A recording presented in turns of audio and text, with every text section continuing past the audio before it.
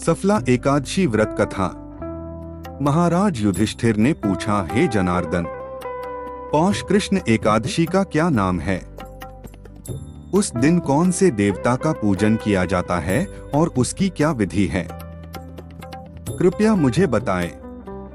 भक्तवत्सल भगवान श्री कृष्ण कहने लगे कि धर्मराज, मैं तुम्हारे स्नेह के कारण तुमसे कहता हूँ कि एकादशी व्रत के अतिरिक्त में अधिक से अधिक दक्षिणा पाने वाले यज्ञ से भी प्रसन्न नहीं होता हूँ।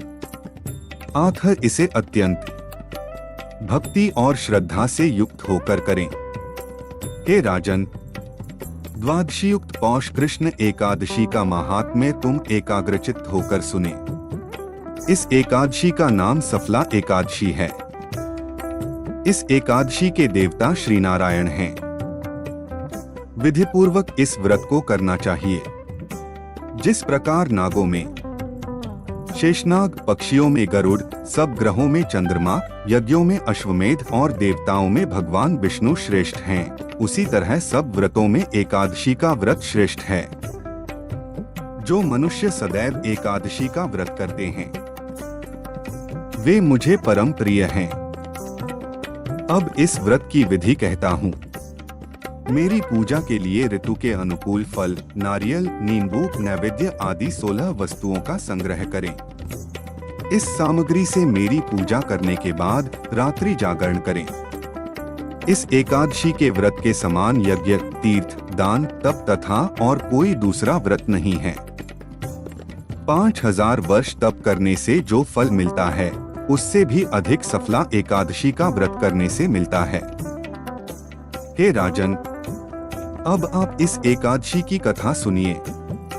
चंपावती नगरी में एक महिष्मान नाम का राजा राज्य करता था।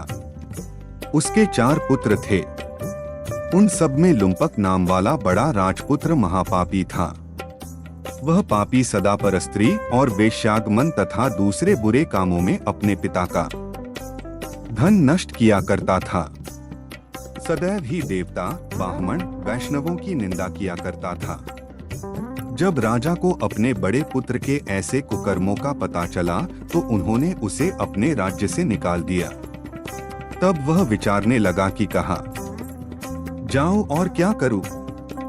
अंत में उसने चोरी करने का निश्चय किया। दिन में वह वन में रहता और रात्रि को अपने पिता की नगरी में चोरी करता तथा प्रजा को तंग करने और उन्हें मारने का कुकर्म करता। कुछ समय पश्चात सारी नगरी भयभीत हो गई। वह वन में रहकर पशु आदि को मारकर खाने लगा। नागरिक और राज्य के कर्मचारी उसे पकड़ लेते किंतु राजा के भय से छोड़ देते। वन के एक अति प्राचीन विशाल पीपल का वृक्ष था। लोग उसकी भगवान के समान पूजा करते थे। उसी वृक्ष के नीचे वह महापापी लुम्पक रहा करता था। इस वन को लोग देवताओं की क्रीड़ास्थली मानते थे।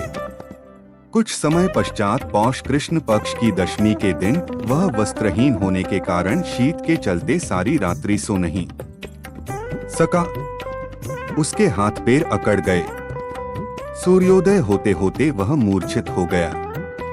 दूसरे दिन एकादशी को मध्याह्न के समय सूर्य की गर्मी पाकर उसकी मूर्छा दूर हुई। गिरता पड़ता वह भोजन की तलाश में निकला।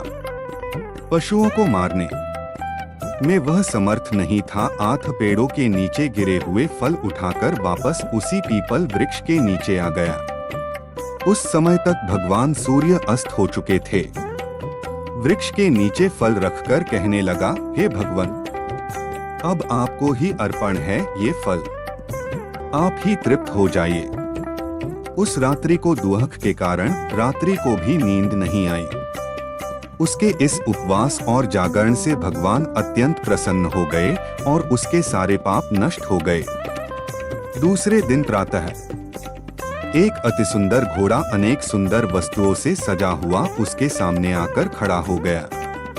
उसी समय आकाशवाणी हुई कि हे राजपुत्र, श्री नारायण की कृपा से तेरे पाप नष्ट हो गए।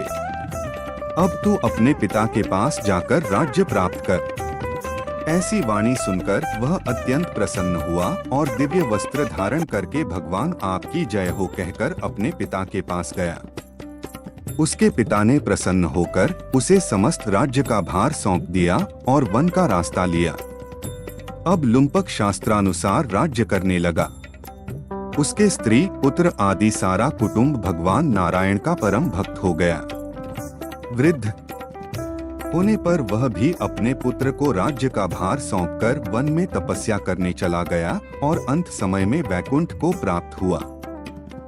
जो मनुष्य इस परम पवित्र सफला एकादशी का व्रत करता है उसे अंत में मुक्ति मिलती है। इस सफला एकादशी के महात्म्य को पढ़ने से अथवा श्रवण करने से मनुष्य को अश्वमेध यज्ञ का फल मिलता है।